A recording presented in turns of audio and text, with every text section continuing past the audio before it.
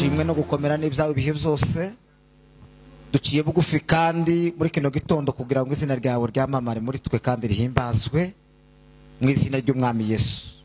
Ducayiye kuri byishira hejuru byose n'impaka kugira ngo kuramya kwacu kugereho kandi unezezwe nako muri iki gitondo mu izina ry'umwami Yesu gakiza kacu. Amen. Amen. Hallelujah. Amen. Turashima Imana muri kino gitondo. Tunamshukuru Mungu asubuhi ya leo. Imana iduhaye ibihe byiza. Mungu ambaye ametupa nyakati njema zo kuramya no guhimbaza. Za kumwabudu Mungu na kumsifu. Kandi twishimiye kubana namwe. Tena tunafurahia kuwa pamoja nanyi. Twari tubakumbuye cyane. Tulikuwa tumewamisi sana. Hallelujah. Hallelujah. Turabashuhuje mu izina ry'umwami Yesu. Tunawasalimia katika jina la Yesu. Imana ihabwe icubahiro. Mungu apewe sifa. Nejejwe no kubana n'inshuti yacu Mwungura. Tumefurahishwa na kuwa pamoja na ndugu Mwungura. Kubana hano muri literaniro. Kuwa pamoja naye katika kongamano hili. Ikaze kandi Imana igweze umugisha. Karibu na Mungu akubariki ndugu. Kubana na apotre hano. Kuwa pamoja na mtume. Ndetse n'abakristo muri rusange. Pamoja na wakristo kwa ujumla. N'abandi bakozi b'Imana bari hano. Na wengine watumishi wa Mungu ambao wako hapa. Kandi nanone tubashimira ku mwanya mwiza. Na tunawashukuru kwa muda mzuri wo kuba imbere y'Imana. Wa kuwa mbele za Mungu. Nubwo bigoye. Ngalao ni ngumu. Nubwo bikomeye. Ngalao ni ngumu sana. Ariko rero kubw'umwete. Lakini kwa ajili ya mwito. No kubishaka. Na kutafuta. Mukagerageza kubikora. Na mnajaribu kuyafanya. Turabibashimira ku Mana. Tunamshukuru Mungu. Tuzamura amaboko duheze Imana. Tupandishe mikono tumpe Bwana utukufu. Hallelujah. Hallelujah. Ahimbazwe ibihe byose Yesu. Apewe sifa Mungu. Ntabwo dutwara umwanya munini. Hatutachukua muda mrefu. Ariko turaganira ijambo ry'Imana mu mwanya muto. Lakini tutaongea neno la Mungu kwa muda mchache.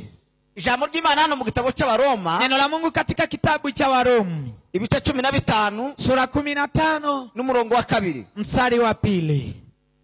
Wahabonye nadufashe gusoma. Yule amama amepata tutusaidia. Nanone turaze gusoma mu rwandiko rwa Petero wa 2. Tutakuja kusoma Petero wa 2. Cya mbere n'umurongo wa 19. Mstari wa kwanza, sura ya kwanza mstari wa 19. Wahabonye nadufashe gusoma. Yule amepata tusome kwa lugha nayo. Wese muri twe anezeze mugenzi we. Kugira ngo amubere inyunganizi. Kugira ngo amubere inyunganizi kandi amukomeze. Murongo wa gatatu. Kuko Kristo nawe atinejeje. Kuko zanditswe ngo ibitutsi bagututse zangezeho.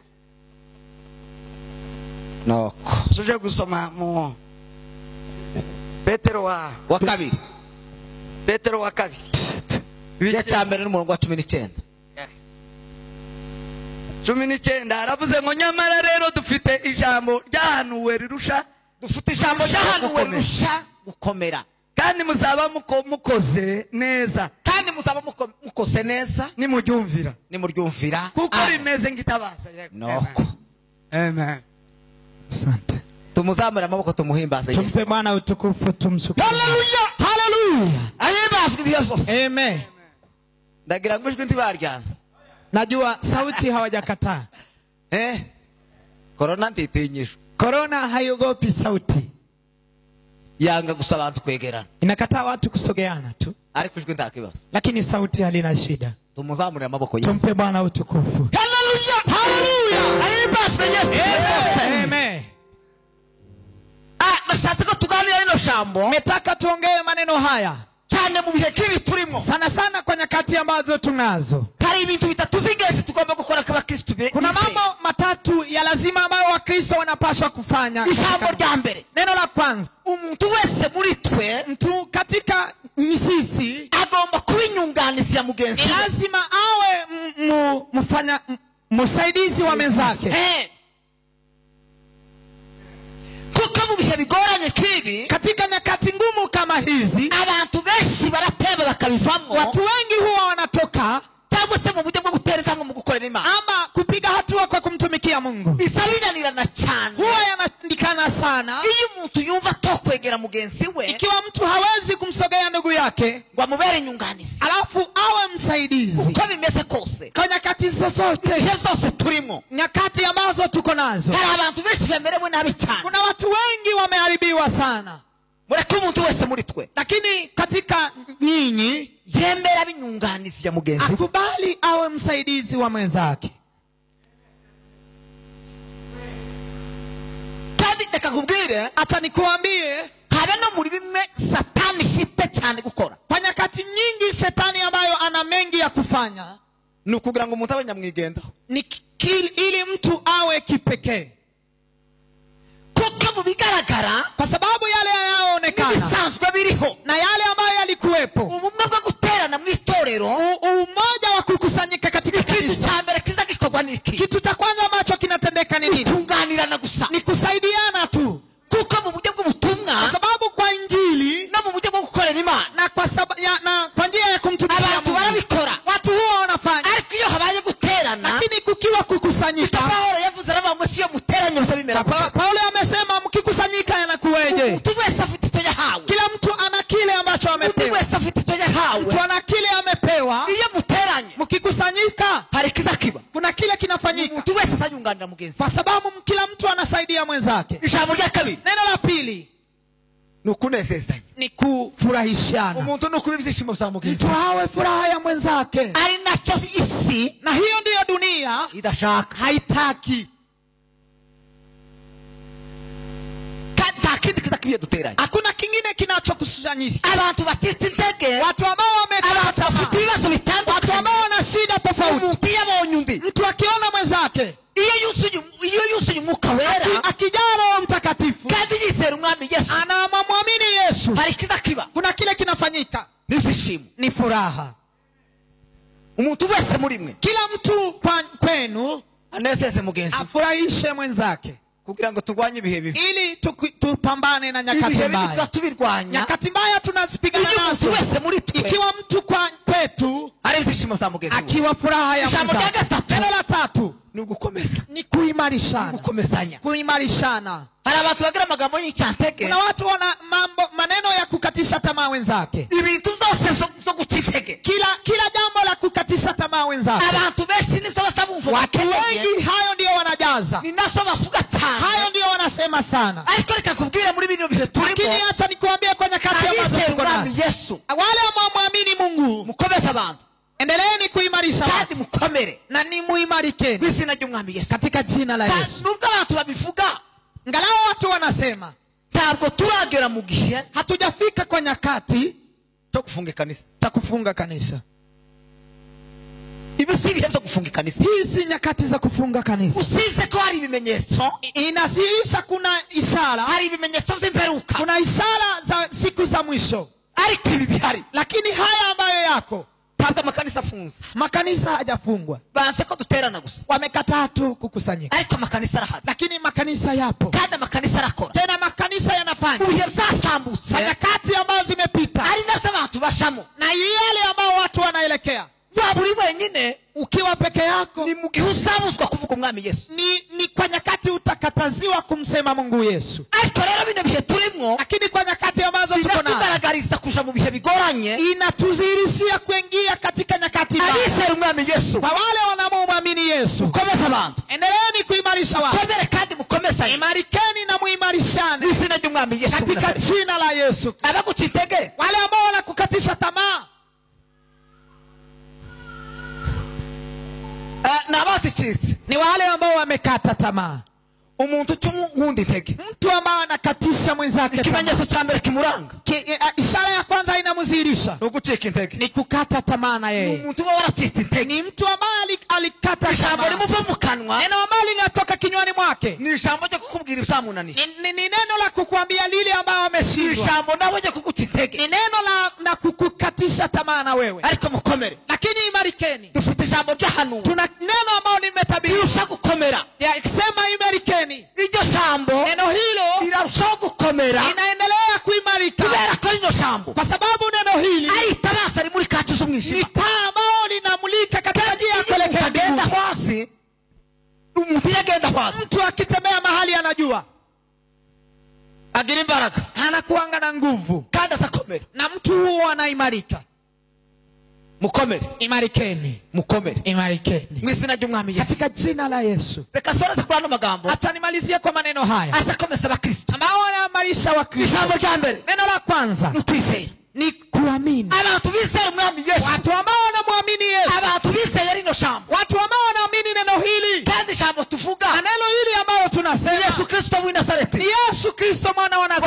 n'usaro rwa Dawidi na ametoka kwa uzao wa Daudi akazuka mu bafu na akafufuka kwa wafu. twahawe mu Kwa sababu ya injili ambayo tumepewa inasema wale amwamini kiza kibakomeza kuna kile kinawaimarisha. na batari benshi Si kongamano ya kandi watu, ugarukuwa nizo bategereje si kuwa kwa yale ambao wanatarajia, basa bakomezwa no kwizera Yesu kuwa wanaimarikishwa na kumwamini Yesu. na mifatiro zisengwe Wasema ingalao misingi imebomolewa, umukiranutsi azabeshwaho ni wale wa matumaini Mungu ataishi vipi? Mukristo azabeshwaho no kwizera Mkristo ataishi kwa imani. umukiranutsi w'Imana Mkristo wa Mungu azabeshwaho no kwizera ataishi kwa imani. kwizera Imani kuza gukomeza umuntu huwa inaimarisha mtu, kuza gukomereza abakristo inaimarisha Wakristo mu bihe uko zaba bimeze kose kwa nyakati zozote vile zilivyo, just vile zilivyo. kwizera Kwa imani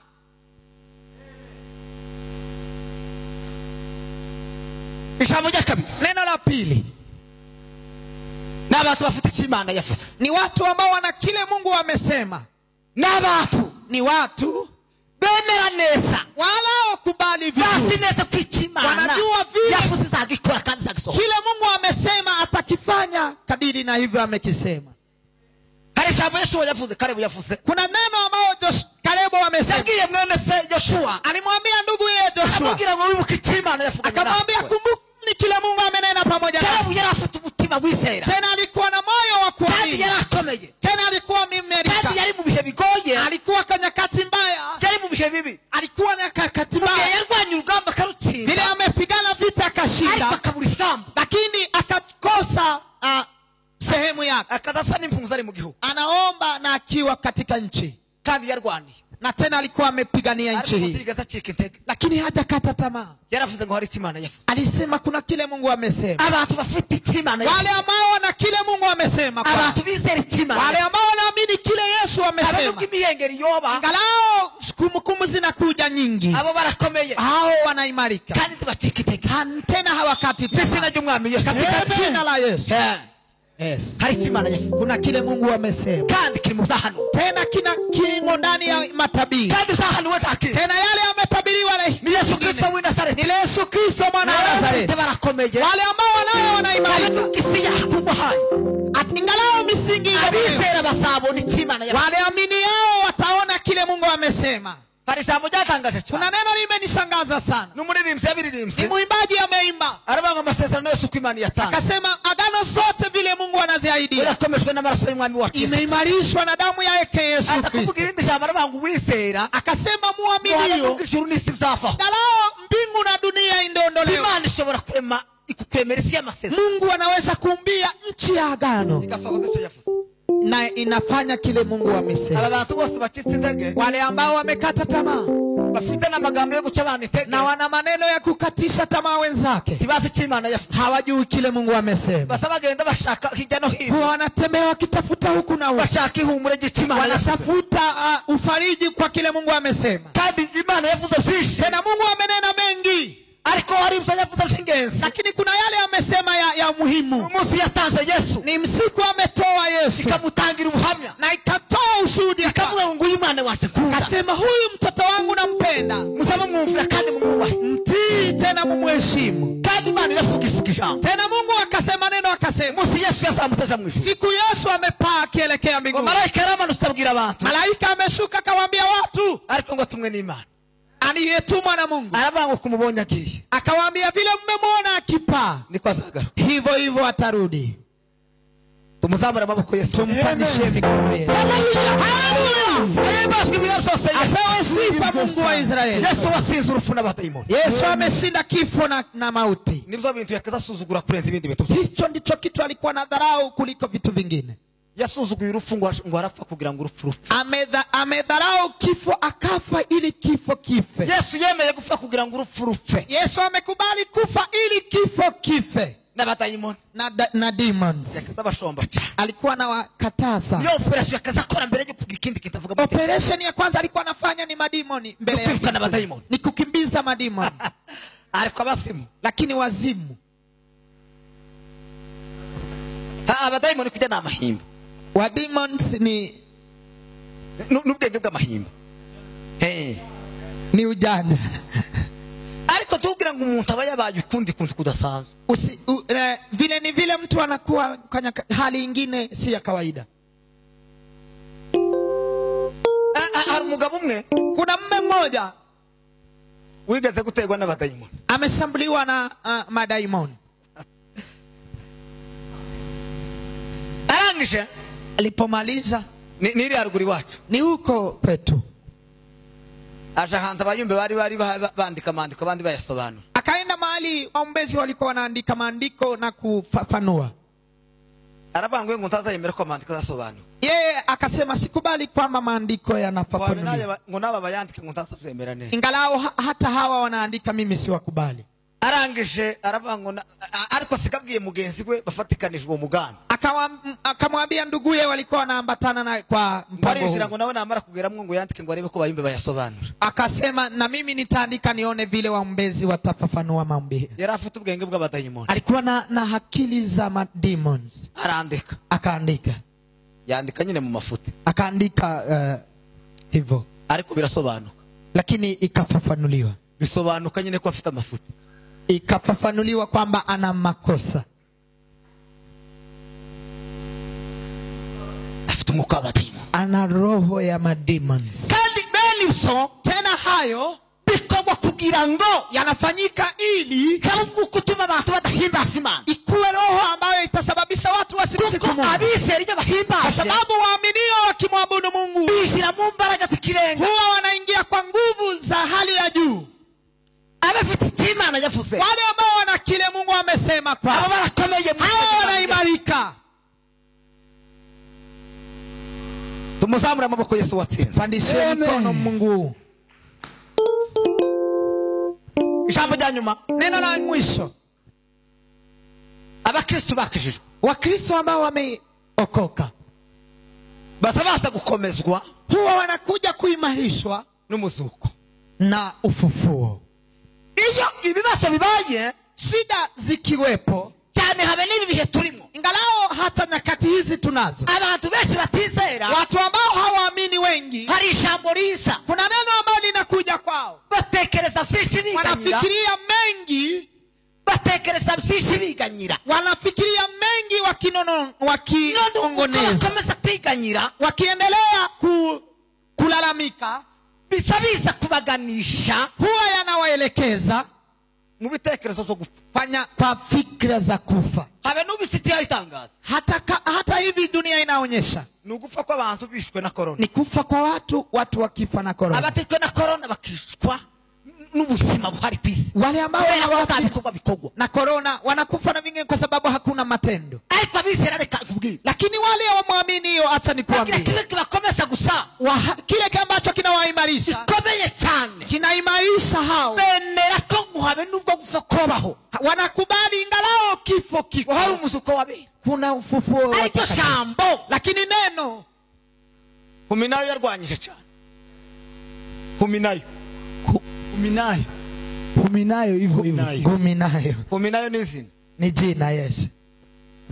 Paulo yandikiye Timoteyo, Paulo amwandikia Timoteyo, amubwira kwirinda abantu benshi, akamwambia kujilinda watu wengi, ariko cyane atinda kuri huminayo sana akafa huminayo ngo azapfobya umuzuko, huwa anakataa ufufuo, ngo kugira ngo abantu bacike intege, ili watu wakate tamaa, kandi mutibemera ubutumwa bwiza na wasikubali injili njema. Paulo ababwiriza, Paulo ambao alikuwa anawaambia, aravuga ngo usamwirinde, akawaambia wewe jilinde mtu huo, amagambo y'urucante, kwa sababu ana maneno ya kukatisha tamaa, abantu batizera ko umuzuko uba, kalao watu wasiamini kwamba ufufuo upo. Abwira Timoteyo amagambo, akamwambia Timoteyo maneno ya kuvuza ko umuzuko ubaho, ukubali kwamba ufufuo uko, ngo azajyana kurusha igikomere cya kanseri, azajyana igikomere cya kanseri, huwa inauma kama kidonda cha kansa.